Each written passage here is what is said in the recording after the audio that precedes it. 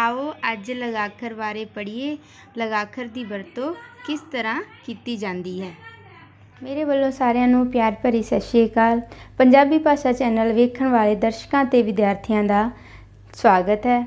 अज असी लगाखर बारे पढ़ांगे। लगाखर की हुंदे हन अते इन्हां दी वरतों किस तरह किहड़ियां लगां दे नाल कीती जांदी है। लगाखर जो लगा नाल लग के वरतों विच लियाए जाते हैं उन्हां नूं लगाखर कहा जाता है। लगाखर तीन हुंदे हन, बिंदी, टिप्पी अते अद्धक। बिंदी, टिप्पी अते अद्धक। जो अद्धा चंद हुंदा है वो अद्धक हुंदा है।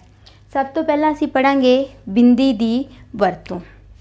बिंदी दी वरतों किहड़ियां लगां नाल कीती जांदी है। सब तो पहला असीं देखते हैं बिंदी की वरतों कन्ना मात्रा नाल कीती जाती है। जिथे कन्ना मात्रा होगी उस नाल बिंदी की वरतों कीती जाएगी।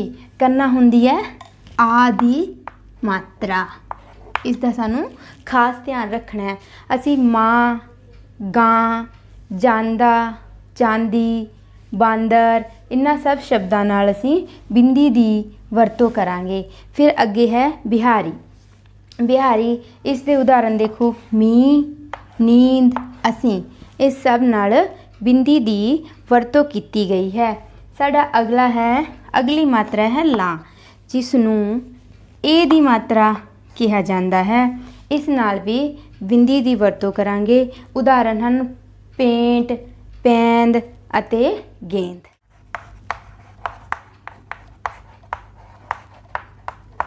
दुलावा।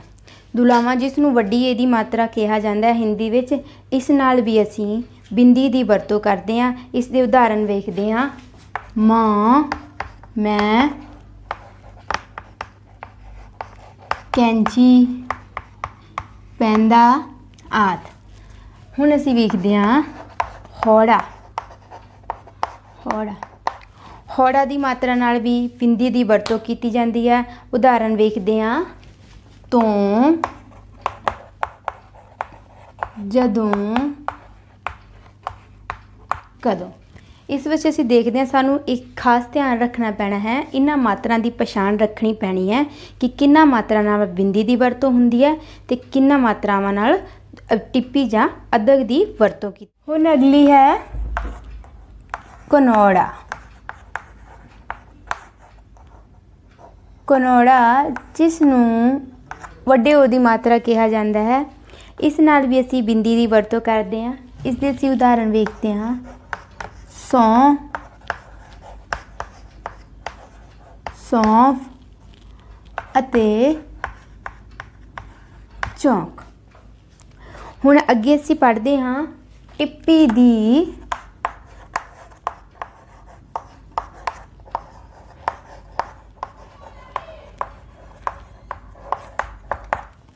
वरतों। टिप्पी की वरतों किहड़ियां लगां नाल हुंदी है। सब तो पहला असीं देखते हैं टिप्पी की वरतों हुंदी है मुक्ता। मुक्ता पहले भी दस्सिया है, जिसका कोई अर्थ नहीं, जिसका कोई चिन्ह नहीं हुंदा, उस नाल असीं टिप्पी की वरतों करते हैं। उदाहरण वेखते हैं, खंग, टंग, मंग, संग। इस विच असीं देखते हैं मुक्ता का कोई चिन्ह नहीं हुंदा। हुण सानू ये ध्यान रखना है कि टिप्पी की वरतों मुक्ता नाल, मुक्ता लगा नाल हुंदी है। साडी दूसरी मात्रा है सिहारी। सिहारी लगा नाल असीं टिप्पी की वरतों करते हैं। ये सानू याद रखना पैना है कि बिंदी नाल किन्ना लगाखरां की वरतों हुंदी है अते टिप्पी नाल किन्ना दी अते अद्धक नाल किन्ना लगाखरां की किहड़ियां लगां दी वरतों की जाती है। सिहारी उदाहरण वेखते हैं, पिंड, टिंड, सिंह। असी वेखते हैं कि सब तो पहला असी टिप्पी की वरतों करांगे मुक्ता नाल, फिर असी सिहारी नाल। अगली है औंकड़। औंकड़ यानी कि ਛੋਟੇ ਊ ਦੀ ਮਾਤਰਾ। ਇਸ ਨਾਲ ਅਸੀਂ ਟਿੱਪੀ ਦੀ ਵਰਤੋਂ ਕਰਾਂਗੇ। ਉਦਾਹਰਣ ਵੇਖਦੇ ਹਾਂ, ਕੂੰਡਾ, ਮੁੰਡਾ ਅਤੇ ਟੁੰਡਾ। ਫਿਰ ਅਗਲੀ ਹੈ ਦੁਲੈਂਕੜ।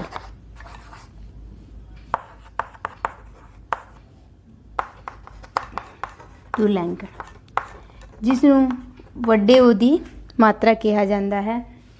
ਇਸ ਦੇ ਉਦਾਹਰਣ ਵੇਖਦੇ ਹਾਂ, ਟੂੰਡਾ,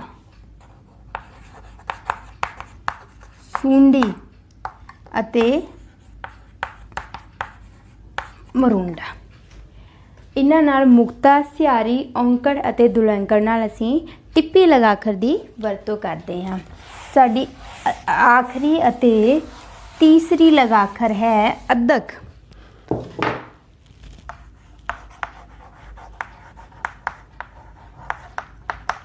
ਅੱਧਕ ਅੱਧਕ ਨਾਲ ਕਿਹੜੀਆਂ ਲਗਾਂ ਦੀ ਵਰਤੋਂ ਨਾਲ ਅੱਧਕ ਦੀ ਵਰਤੋਂ ਕੀਤੀ ਜਾਂਦੀ ਹੈ, ਇਸ ਬਾਰੇ ਅਸੀਂ ਸਭ ਤੋਂ ਪਹਿਲਾਂ ਇਹ ਜਾਣਾਂਗੇ ਕਿ ਅੱਧਕ ਦੀ ਵਰਤੋਂ ਕਿਉਂ ਕੀਤੀ ਜਾਂਦੀ ਹੈ। ਅੱਧਕ ਦੀ ਵਰਤੋਂ ਆਵਾਜ਼ ਦੇ ਦੋਹਰੇ ਪ੍ਰਗਟਾਅ ਲਈ ਕੀਤੀ ਜਾਂਦੀ ਹੈ। ਕੁਛ ਜਿਸ ਤਰ੍ਹਾਂ ਹਿੰਦੀ ਵਿੱਚ ਅਸੀਂ ਅੱਧੇ ਅੱਖਰ ਲਿਖ ਸਕਦੇ ਹਾਂ, ਪੰਜਾਬੀ ਵਿੱਚ ਜਿਸ ਤਰ੍ਹਾਂ ਅਸੀਂ ਹਿੰਦੀ ਵਿੱਚ ਅਗਰ ਸੱਪ ਲਿਖਣਾ ਹੋਵੇ ਤਾਂ ਅਸੀਂ ਇਸ ਤਰੀਕੇ ਨਾਲ ਲਿਖਾਂਗੇ, ਪਰ ਅਸੀਂ ਪੰਜਾਬੀ ਵਿੱਚ ਸੱਪ ਲਿਖਣਾ ਹੋਵੇ ਤਾਂ ਸ ਦੇ ਉੱਤੇ ਅੱਧਕ ਅਤੇ ਪ ਅਸੀਂ ਇਸ ਤਰੀਕੇ ਨਾਲ ਲਿਖਾਂਗੇ। ਪੰਜਾਬੀ ਦੇ ਵਿੱਚ ਅੱਧੇ ਅੱਖਰ ਦੀ ਵਰਤੋਂ ਨਹੀਂ ਕੀਤੀ ਜਾਂਦੀ।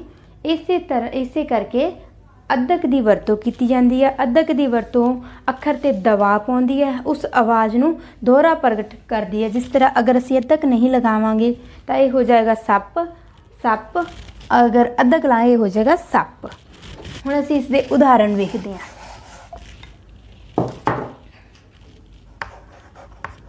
ਸੱਪ, ਟੱਪ, ਅੱਖ, ਨੱਕ ਅਤੇ ਬਸ। ਇਸ ਬਾਰੇ ਅਸੀਂ ਦੇਖਦੇ ਹਾਂ ਕਿ ਅਗਰ ਅਸੀਂ ਇਹਨਾਂ ਨਾਲ ਅੱਧਕ ਨਹੀਂ ਲਾਉਂਦੇ ਤਾਂ ਇਸ ਦਾ ਬੋਲਣ ਦਾ, ਇਸ ਦੇ ਉਚਾਰਨ ਵਿੱਚ ਬਹੁਤ ਅੰਤਰ ਆ ਜਾਂਦਾ ਹੈ। ਫਿਰ ਉਸ ਤੋਂ ਅਗਲੀ ਮਾਤਰਾ ਹੈ ਅੱਧਕ ਦੀ। ਹੁਣ ਅਸੀਂ ਪੜ੍ਹਦੇ ਹਾਂ ਅੱਧਕ ਦੀ ਵਰਤੋਂ। ਅੱਧਕ ਦੀ ਵਰਤੋਂ ਕਿਹੜੀਆਂ ਲਗਾਂ ਨਾਲ ਲੱਗ ਕੇ ਹੁੰਦੀ ਹੈ, ਇਸ ਬਾਰੇ ਅਸੀਂ ਜਾਣਦੇ ਹਾਂ। ਸਭ ਤੋਂ ਪਹਿਲਾਂ ਅਸੀਂ ਜਾਣਾਂਗੇ ਕਿ ਅੱਧਕ ਦੀ ਵਰਤੋਂ ਕਿਸ ਲਈ ਕੀਤੀ ਜਾਂਦੀ ਹੈ। ਅੱਧਕ ਦੀ ਵਰਤੋਂ ਆਵਾਜ਼ ਦੇ ਦੋਹਰੇ ਪ੍ਰਗਟਾਅ ਲਈ ਕੀਤੀ ਜਾਂਦੀ ਹੈ। ਅੱਧਕ ਪੰਜਾਬੀ ਵਿੱਚ ਅਸੀਂ ਅੱਧੇ ਅੱਖਰ ਨਹੀਂ ਲਿਖ ਸਕਦੇ, ਇਸ ਲਈ ਅਸੀਂ ਅੱਧਕ ਦੀ ਵਰਤੋਂ ਕਰਦੇ ਹਾਂ, ਜਿਸ ਨਾਲ ਅੱਖਰ 'ਤੇ ਦਬਾਅ ਪੈਂਦਾ ਹੈ। ਜਿਸ ਤਰ੍ਹਾਂ ਹਿੰਦੀ ਵਿੱਚ ਅਸੀਂ ਲਿਖਾਂਗੇ ਸੱਪ, ਤਾਂ ਪੰਜਾਬੀ ਵਿੱਚ ਅਸੀਂ ਸੱਪ ਲਿਖਣ ਲਈ ਸ ਦੇ ਉੱਤੇ ਅੱਧਕ ਲਾਵਾਂਗੇ ਤਾਂ ਇਹ ਹੋਏਗਾ ਸੱਪ। ਅਗਰ ਅਸੀਂ ਅੱਧਕ ਨਹੀਂ ਲਾਉਂਦੇ ਤਾਂ ਇਹ ਸੱਪ ਬਣੇਗਾ। ਅੱਧਕ ਲਾਉਣ ਨਾਲ ਇਸ 'ਤੇ ਦਬਾਅ ਪਏਗਾ, ਸੱਪ। ਹੁਣ ਅਸੀਂ ਵੇਖਦੇ ਹਾਂ ਕਿ ਅੱਧਕ ਦੀ ਵਰਤੋਂ ਕਿਹੜੀ ਲਗਾਂ ਨਾਲ ਹੁੰਦੀ ਹੈ। ਅੱਧਕ ਦੀ ਵਰਤੋਂ ਸਭ ਤੋਂ ਪਹਿਲੇ ਮੁਕਤਾ ਬਾਰੇ ਪਹਿਲੇ ਕਈ ਵਾਰੀ ਦੱਸ ਚੁੱਕੇ ਅਸੀਂ। ਮੁਕਤਾ ਦਾ ਕੋਈ ਚਿੰਨ੍ਹ ਨਹੀਂ ਹੁੰਦਾ, ਇਸ ਨਾਲ ਅਸੀਂ ਅੱਧਕ ਦੀ ਵਰਤੋਂ ਕਰਦੇ ਹਾਂ। ਉਦਾਹਰਣ ਵੇਖਦੇ ਹਾਂ, ਬੱਸ, ਸੱਪ, ਨੱਕ। ਇਸੇ ਤਰ੍ਹਾਂ ਅੱਖ, ਹੱਥ, ਇਹ ਸਭ ਵੀ ਇਸ ਦੇ ਉਦਾਹਰਣ ਹਨ। ਦੂਸਰੀ ਹੈ ਸਿਹਾਰੀ। ਸਿਹਾਰੀ ਦੀ ਮਾਤਰਾ ਨਾਲ ਵੀ ਅਸੀਂ ਅੱਧਕ ਦੀ ਵਰਤੋਂ ਕਰਦੇ ਹਾਂ। ਉਦਾਹਰਣ ਵੇਖਦੇ ਹਾਂ, ਵਿੱਚ, ਪਿੱਪਲ ਅਤੇ ਚਿੱਕੜ। ਹੁਣ ਅਗਲਾ ਹੈ, ਹੁਣ ਸਾਡੀ ਅਗਲੀ ਲਗਾਂ ਹੈ ਔਂਕੜ, ਜਿਸ ਨਾਲ ਅਸੀਂ ਅੱਧਕ ਦੀ ਵਰਤੋਂ ਕਰਦੇ ਹਾਂ। ਆਓ ਉਦਾਹਰਣ ਦੇਖਦੇ ਹਾਂ, ਭੁੱਖਾ, ਕੁੱਤਾ,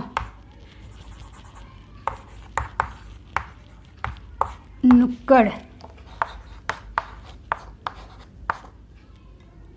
ਨੁੱਕਰ। ਅਸੀਂ ਵੇਖਦੇ ਹਾਂ ਕਿ ਅਗਰ ਅਸੀਂ ਇਹਨਾਂ ਉੱਤੇ ਅੱਧਕ ਨਹੀਂ ਲਾਉਂਦੇ ਤਾਂ ਇਹ ਬਣ ਜਾਏਗਾ ਭੂਖਾ। ਅਗਰ ਅਸੀਂ ਇਸ 'ਤੇ ਅੱਧਕ ਲਾਉਂਦੇ ਹਾਂ ਤਾਂ ਆਵਾਜ਼ 'ਤੇ ਦਬਾਅ ਪਏਗਾ, ਆਵਾਜ਼ ਸਾਡੀ ਡਬਲ ਹੋ ਗਈ, ਭੁੱਖਾ। ਕੁੱਤਾ, ਅਗਰ ਅਸੀਂ ਉੱਤੇ ਅੱਧਕ ਨਹੀਂ ਲਾਉਂਦੇ ਤਾਂ ਇਹ ਹੋ ਜਾਏਗਾ ਕੁੱਤਾ, ਅੱਧਕ ਲਾਉਣ ਨਾਲ ਇਹ ਹੋ ਜਾਏਗਾ ਕੁੱਤਾ। ਇਸੇ ਤਰ੍ਹਾਂ ਵਿਦਿਆਰਥੀਓ, ਅੱਜ ਅਸੀਂ ਲਗਾਖਰ ਬਾਰੇ ਪੜ੍ਹਿਆ।